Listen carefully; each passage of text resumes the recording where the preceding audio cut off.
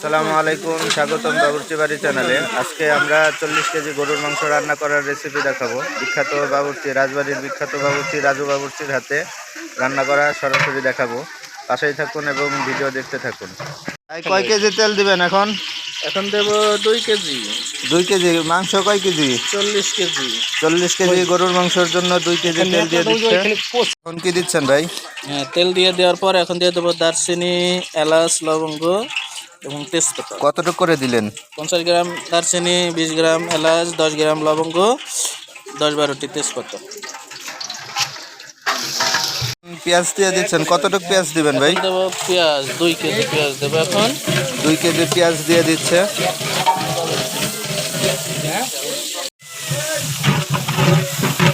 পেঁয়াজ ভাজা হয়ে গেছে, এখন আমরা মশলা দিয়ে দেবো। কি মশলা দিবেন ভাই এখন? আদা, রসুন, জিরা বাটা। কতটুকু পরিমাণ আছে? হাফ কেজি আদা, হাফ কেজি রসুন, 200 গ্রাম জিরা। 200 গ্রাম জিরা। মশলা ভাজা শেষ, মাংস দিয়ে দিল। এখন আমরা মাংসটা মশলার সাথে ভালো করে নেড়ে ছেড়ে মিক্সড করে দেবো।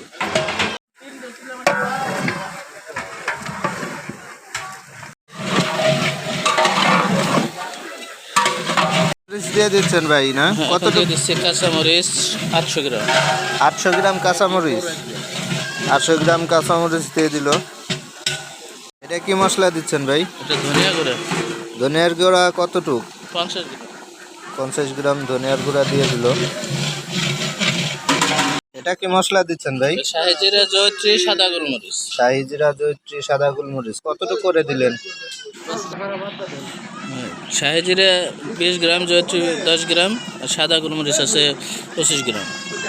এখন কি লবণ দিয়ে দিবেন? এখন দিয়ে দেবো লবণ 400 গ্রাম। 400 গ্রাম লবণ দিয়ে দিচ্ছে এখন।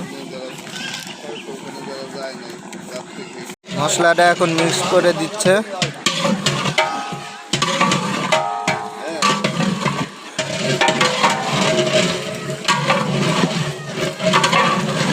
মিশানো শেষ। হ্যাঁ, মশলা মিশানো শেষ। এখন আমরা ঢেকে দেবো 5 মিনিটের জন্য। 5 মিনিটের জন্য মাংসটা একটু ঢেকে দিবে। 5 মিনিট পর ঢাকনাটা সরিয়ে দিয়ে এখন মাংসটা একটু নাড়াচাড়া দিবে।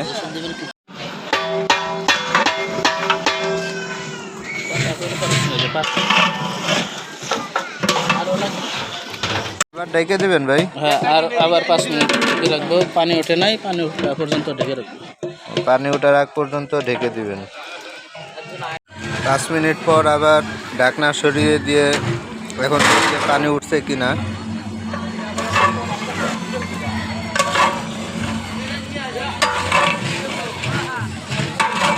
মাংসে পানি উঠে গেছে, এখন বাদ বাকি মশলাগুলো দিয়ে দিবে। কি মশলা দিচ্ছেন ভাই এখন? এখন দিচ্ছি হলুদের গুঁড়া। কতটুকু হলুদের গুঁড়া? 150 গ্রাম হলুদের গুঁড়া। 150 গ্রাম হলুদের গুঁড়া দিয়ে দিচ্ছে। কিসের কিসের গুঁড়া এটা? এটা মরিচের গুঁড়া, 150 গ্রাম মরিচের গুঁড়া। 150 গ্রাম মরিচের গুঁড়া দিয়ে দিল। এখন কি মশলা মিশিয়ে দিবেন না? হ্যাঁ, এখন এই হলুদ মরিচটা ভালো করে মিশিয়ে দেবো।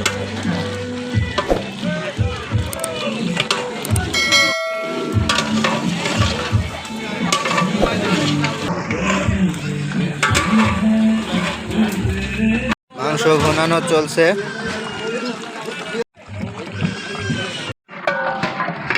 মাংস ভুনানো চলছে, কিছুক্ষণ পর পর নাড়াচাড়া দিবেন যাতে মাংসটা পুড়ে না যায় নিচে।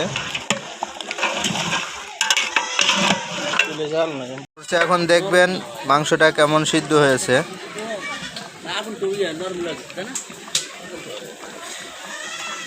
মাংস সিদ্ধ হয়েছে ভাই? হ্যাঁ, মোটামুটি 70% সিদ্ধ হয়েছে, 60% সিদ্ধ হয়েছে। এখন নামিয়ে দিয়ে দমে দিবেন? হ্যাঁ, আমরা এখন নামিয়ে দিয়ে দমে দেবো। তো নামানোর আগে একটু জিরার ফাঁকি দেবো।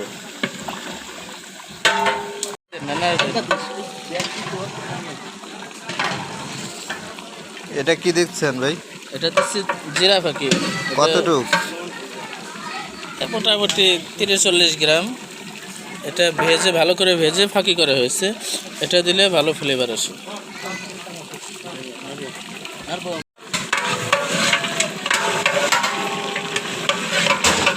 মাংসটা নামিয়ে দিচ্ছে এখন।